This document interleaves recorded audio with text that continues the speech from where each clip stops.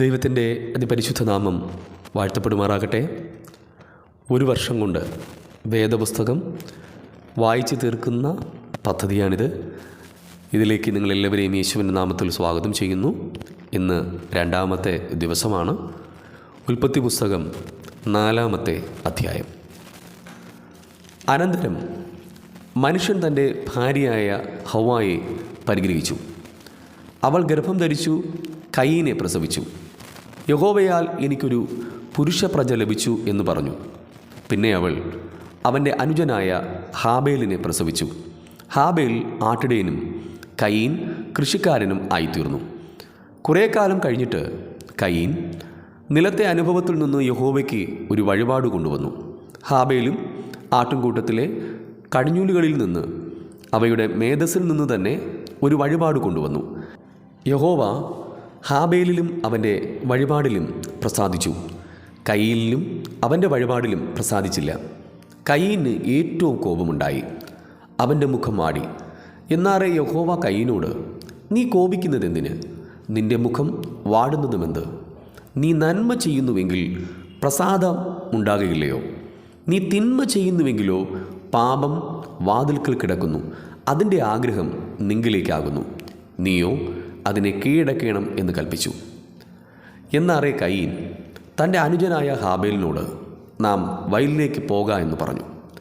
അവർ വയലിലിരിക്കുമ്പോൾ കയീൻ തൻ്റെ അനുജനായ ഹാബേലിനോട് കയർത്ത് അവനെ കൊന്നു.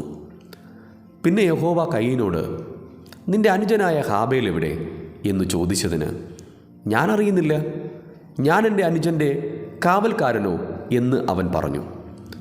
അതിന് അവൻ അരുളി ചെയ്തത്, നീ എന്തു ചെയ്തു? നിന്റെ അനുജൻ്റെ രക്തത്തിൻ്റെ ശബ്ദം ഭൂമിയിൽ നിന്ന് എന്നോട് നിലവിളിക്കുന്നു. ഇപ്പോൾ നിന്റെ അനുജൻ്റെ രക്തം നിന്റെ കയ്യിൽ നിന്ന് ഏറ്റുകൊള്ളുവാൻ വായ് തുറന്ന ദേശം നീ വിട്ട് ശാപഗ്രസ്തനായി പോകണം. നീ കൃഷി ചെയ്യുമ്പോൾ നിലം ഇനിമേൽ തൻ്റെ വീര്യം നിനക്ക് തരികയില്ല. നീ ഭൂമിയിൽ ഉഴന്നലയുന്നവൻ ആകും. കയീൻ യഹോവയോട്, എൻ്റെ കുറ്റം പൊറുപ്പാൻ കഴിയുന്നതിനേക്കാൾ വലിയതാകുന്നു. ഇതാ, നീ ഇന്ന് എന്നെ ആട്ടിക്കളയുന്നു. ഞാൻ തിരുസന്നിധി വിട്ട് ഒളിച്ച് ഭൂമിയിൽ ഉഴന്നലയുന്നവനാകും. ആരെങ്കിലും എന്നെ കണ്ടാൽ എന്നെ കൊല്ലും എന്ന് പറഞ്ഞു. യഹോവ അവനോട്, അതുകൊണ്ട് ആരെങ്കിലും കയീനെ കൊന്നാൽ അവന് 7 ഇരട്ടി പകരം കിട്ടുമെന്ന് അരുളി ചെയ്തു. കയീനെ കാണുന്നവർ ആരും കൊല്ലാതിരിക്കേണ്ടതിന് യഹോവ അവനൊരു അടയാളം വച്ചു.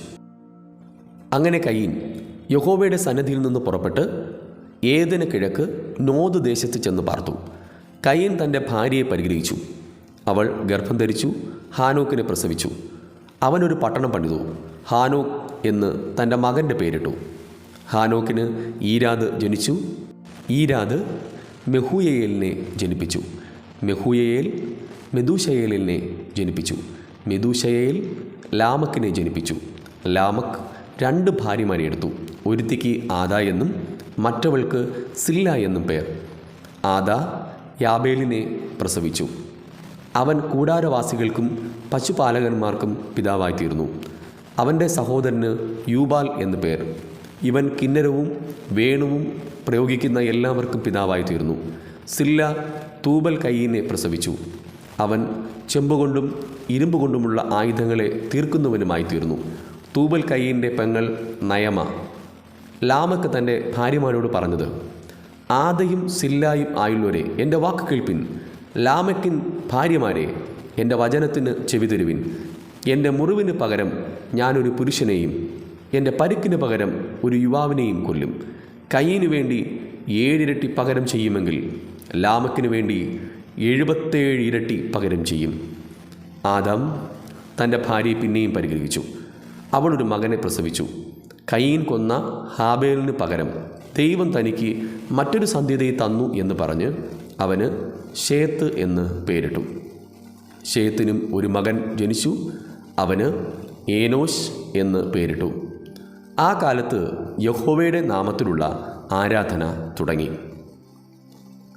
ഉൽപ്പത്തി പുസ്തകം 5-ാമത്തെ അധ്യായം. ആദാമിൻ്റെ വംശപാരമ്പര്യമാവിത്. ദൈവം മനുഷ്യനെ സൃഷ്ടിച്ചപ്പോൾ ദൈവത്തിൻ്റെ സാദൃശ്യത്തിൽ അവനെ ഉണ്ടാക്കി. ആണും പെണ്ണുമായി അവരെ സൃഷ്ടിച്ചു. സൃഷ്ടിച്ച നാളിൽ അവരെ അനുഗ്രഹിക്കുകയും അവർക്ക് ആദാമെന്ന് പേരിടുകയും ചെയ്തു. ആദമിന് 130 വയസ്സായപ്പോൾ അവൻ തൻ്റെ സാദൃശ്യത്തിൽ തൻ്റെ സ്വരൂപപ്രകാരം ഒരു മകനെ ജനിപ്പിച്ചു. അവന് ശേത്ത് എന്ന് പേരിട്ടു. ശേത്തിനെ ജനിപ്പിച്ച ശേഷം ആദാം 800 സംവത്സരം ജീവിച്ചിരുന്നു. പുത്രന്മാരെയും പുത്രിമാരെയും ജനിപ്പിച്ചു. ആദാമിൻ്റെ ആയുഷ്കാലം ആകെ 930 സംവത്സരമായിരുന്നു. പിന്നെ അവൻ മരിച്ചു.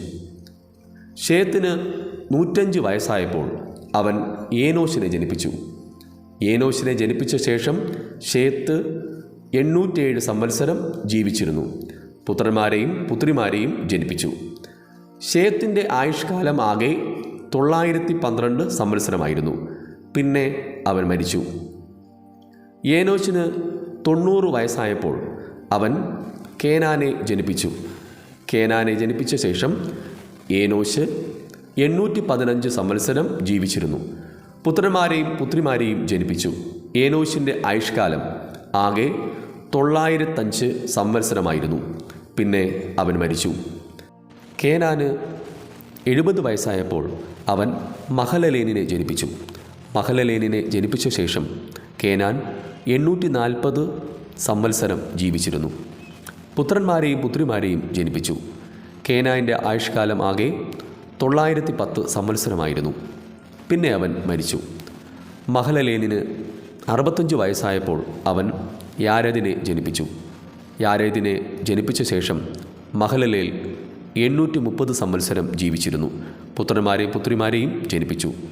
മഹലലേലിൻ്റെ ആയുഷ്കാലമാകെ 895 സംവത്സരമായിരുന്നു. പിന്നെ അവൻ മരിച്ചു. യാരെദിന് 162 വയസ്സായപ്പോൾ അവൻ ഹാനോക്കിനെ ജനിപ്പിച്ചു. ഹാനോക്കിനെ ജനിപ്പിച്ച ശേഷം യാരെദ് 800 സംവത്സരം ജീവിച്ചിരുന്നു. പുത്രന്മാരെയും പുത്രിമാരെയും ജനിപ്പിച്ചു. യാരെദിൻ്റെ ആയുഷ്കാലമാകെ 962 സംവത്സരമായിരുന്നു. പിന്നെ അവൻ മരിച്ചു. ഹാനോക്കിന് 65 വയസ്സായപ്പോൾ അവൻ മെഥൂശലഹിനെ ജനിപ്പിച്ചു. മെഥൂശലഹിനെ ജനിപ്പിച്ച ശേഷം ഹാനോക്ക് 300 സംവത്സരം ദൈവത്തോടു കൂടെ നടക്കുകയും പുത്രന്മാരെയും പുത്രിമാരെയും ജനിപ്പിക്കുകയും ചെയ്തു. ഹാനോക്കിൻ്റെ ആയുഷ്കാലം ആകെ 365 സംവത്സരമായിരുന്നു. ഹാനോക്ക് ദൈവത്തോടു കൂടെ നടന്നു. ദൈവം അവനെ എടുത്തുകൊണ്ടതിനാൽ കാണാതെയായി. മെഥൂശലഹന് 187 വയസ്സായപ്പോൾ അവൻ ലാമേക്കിനെ ജനിപ്പിച്ചു. ലാമേക്കിനെ ജനിപ്പിച്ച ശേഷം മെഥൂശലഹ് 782 സംവത്സരം ജീവിച്ചിരുന്നു. പുത്രന്മാരെയും പുത്രിമാരെയും ജനിപ്പിച്ചു. മെഥൂശലഹിൻ്റെ ആയുഷ്കാലം ആകെ 969 സംവത്സരമായിരുന്നു. പിന്നെ അവൻ മരിച്ചു. ലാമക്കിന് 182 വയസ്സായപ്പോൾ അവൻ ഒരു മകനെ ജനിപ്പിച്ചു. യഹോവ ശപിച്ച ഭൂമിയിൽ നമ്മുടെ പ്രവൃത്തിയിലും നമ്മുടെ കൈകളുടെ പ്രയത്നത്തിലും ഇവൻ നമ്മെ ആശ്വസിപ്പിക്കുമെന്ന് പറഞ്ഞ് അവന് നോഹ എന്ന് പേരിട്ടു. നോഹയെ ജനിപ്പിച്ച ശേഷം ലാമേക്ക് 595 സംവത്സരം ജീവിച്ചിരുന്നു. പുത്രന്മാരെയും പുത്രിമാരെയും ജനിപ്പിച്ചു. ലാമേക്കിൻ്റെ ആയുഷ്കാലമാകെ 777 സംവത്സരമായിരുന്നു. പിന്നെ അവൻ മരിച്ചു. നോഹയ്ക്ക് 500 വയസ്സായ ശേഷം നോഹ ശേമിനെയും ഹാമിനെയും യാഫെത്തിനെയും ജനിപ്പിച്ചു. ഉൽപ്പത്തി 6-ാം അധ്യായം. മനുഷ്യൻ ഭൂമിയിൽ പെരുകി തുടങ്ങി. അവർക്ക് പുത്രിമാർ ജനിച്ചപ്പോൾ ദൈവത്തിൻ്റെ പുത്രന്മാർ മനുഷ്യരുടെ പുത്രിമാരെ സൗന്ദര്യമുള്ളവരെന്ന് കണ്ടിട്ട് തങ്ങൾക്ക് ബോധിച്ച ഏവരെയും ഭാര്യമാരായി എടുത്തു. അപ്പോൾ യഹോവ, മനുഷ്യരിൽ എൻ്റെ ആത്മാവ് സദാകാലവും വാദിച്ചു കൊണ്ടിരിക്കുകയില്ല. അവൻ ജഡം തന്നെയല്ലോ. എങ്കിലും അവൻ്റെ കാലം 120 സംവത്സരമാകും എന്ന് അരുളി ചെയ്തു. അക്കാലത്ത് ഭൂമിയിൽ മല്ലന്മാർ ഉണ്ടായിരുന്നു. അതിൻ്റെ ശേഷവും ദൈവത്തിൻ്റെ പുത്രന്മാർ മനുഷ്യരുടെ പുത്രിമാരുടെ അടുക്കൽ ചെന്നിട്ട് അവർ മക്കളെ പ്രസവിച്ചു. ഇവരാകുന്നു പുരാതന കാലത്തെ വീരന്മാർ, കീർത്തിപ്പെട്ട പുരുഷന്മാർ തന്നെ.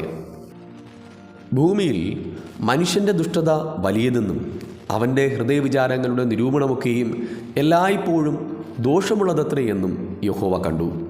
താൻ ഭൂമിയിൽ മനുഷ്യനെ ഉണ്ടാക്കുകകൊണ്ട് യഹോവ അനുതപിച്ചു. അത് അവൻ്റെ ഹൃദയത്തിന് ദുഃഖമായി. ഞാൻ സൃഷ്ടിച്ചിട്ടുള്ള മനുഷ്യനെ ഭൂമിയിൽ നിന്ന് നശിപ്പിച്ചു കളയും. മനുഷ്യനെയും മൃഗത്തെയും ഇഴജാതിയെയും ആകാശത്തിലെ പക്ഷികളെയും തന്നെ അവയെ ഉണ്ടാക്കുകകൊണ്ട് ഞാൻ അനുദപിക്കുന്നു എന്ന് യഹോവ അരുളി ചെയ്തു. എന്നാൽ നോഹയ്ക്ക് യഹോവയുടെ കൃപ ലഭിച്ചു. നോഹയുടെ വംശപാരമ്പര്യം എന്തെന്നാൽ നോഹ നീതിമാനും തൻ്റെ തലമുറയിൽ നിഷ്കളങ്കനുമായിരുന്നു. നോഹ ദൈവത്തോടു കൂടെ നടന്നു. ഷേം, ഹാം, യാഫേത്ത് എന്ന 3 പുത്രന്മാരെ നോഹ ജനിപ്പിച്ചു. എന്നാൽ ഭൂമി ദൈവത്തിൻ്റെ മുമ്പാകെ വഷളായി. ഭൂമി അതിക്രമം കൊണ്ട് നിറഞ്ഞിരുന്നു. ദൈവം ഭൂമിയെ നോക്കി, അത് വഷളായി എന്ന് കണ്ടു. സകല ജഡവും ഭൂമിയിൽ തൻ്റെ വഴി വഷളാക്കിയിരിക്കുന്നു. ദൈവം നോഹയോട് കൽപ്പിച്ചതെന്നാൽ സകല ജഡത്തിൻ്റെയും അവസാനം എൻ്റെ മുമ്പിൽ വന്നിരിക്കുന്നു. ഭൂമി അവരാൽ അതിക്രമം കൊണ്ട് നിറഞ്ഞിരിക്കുന്നു. ഞാൻ അവരെ ഭൂമിയോടുകൂടെ നശിപ്പിക്കും. നീ ഗോഫർ മരം കൊണ്ട് ഒരു പെട്ടകമുണ്ടാക്കുക. പെട്ടകത്തിന് അറകളുണ്ടാക്കി അകത്തും പുറത്തും കീഴ്ത്തേക്കണം. അത് ഉണ്ടാക്കേണ്ടത് എങ്ങനെയെന്നാൽ പെട്ടകത്തിൻ്റെ നീളം 300 മുഴം, വീതി 50 മുഴം, ഉയരം 30 മുഴം. പെട്ടകത്തിന് കിളിവാതിൽ ഉണ്ടാക്കണം. മേൽ നിന്ന് 1 മുഴം താഴെ അതിന് വയ്ക്കണം. പെട്ടകത്തിൻ്റെ വാതിൽ അതിൻ്റെ വശത്ത് വയ്ക്കണം. താഴത്തെയും 2-ാമത്തെയും 3-ാമത്തെയും തട്ടായി അതിനെ ഉണ്ടാക്കണം. ആകാശത്തിൻ കീഴിൽ നിന്നും ജീവശ്വാസമുള്ള സർവ്വജഡത്തെയും നശിപ്പിപ്പാൻ ഞാൻ ഭൂമിയിൽ ഒരു ജലപ്രളയം വരുത്തും. ഭൂമിയിലുള്ളതൊക്കെയും നശിച്ചു പോകും. നിന്നോടോ ഞാനൊരു നിയമം ചെയ്യും. നീയും നിൻ്റെ പുത്രന്മാരും ഭാര്യയും പുത്രന്മാരുടെ ഭാര്യമാരും പെട്ടകത്തിൽ കടക്കണം. സകല ജീവികളിൽ നിന്നും സർവ്വജഡത്തിൽ നിന്നും തന്നെ ഈരണ്ടിനെ നിന്നോടുകൂടെ ജീവരക്ഷയ്ക്കായിട്ട് പെട്ടകത്തിൽ കയറ്റണം. അവ ആണും പെണ്ണുമായിരിക്കണം. അതത് തരം പക്ഷികളിൽ നിന്നും അതത് തരം മൃഗങ്ങളിൽ നിന്നും ഭൂമിയിലെ അതത് തരം ഇഴജാതികളിൽ നിന്നൊക്കെയും ഈരണ്ട് ജീവരക്ഷയ്ക്കായിട്ട് നിന്റെ അടുക്കൽ വരേണം. നീയോ സകല ഭക്ഷണ സാധനങ്ങളിൽ നിന്നും വേണ്ടുന്നതെടുത്ത് സംഗ്രഹിച്ചു കൊള്ളണം. അത് നിനക്കും അവയ്ക്കും ആഹാരമായിരിക്കണം. ദൈവം തന്നോട് കൽപ്പിച്ചു നോക്കുകയും നോഹ ചെയ്തു. അങ്ങനെ തന്നെ അവൻ ചെയ്തു. ഇവിടെ ഇന്നത്തേക്കുള്ള വേദഭാഗ വായന അവസാനിക്കുന്നു. ഈ തിരുവചന സത്യങ്ങളാൽ ദൈവം നമ്മേവരെയും അതിസമർത്ഥമായി അനുഗ്രഹിക്കുമാറാകട്ടെ. ആമേൻ.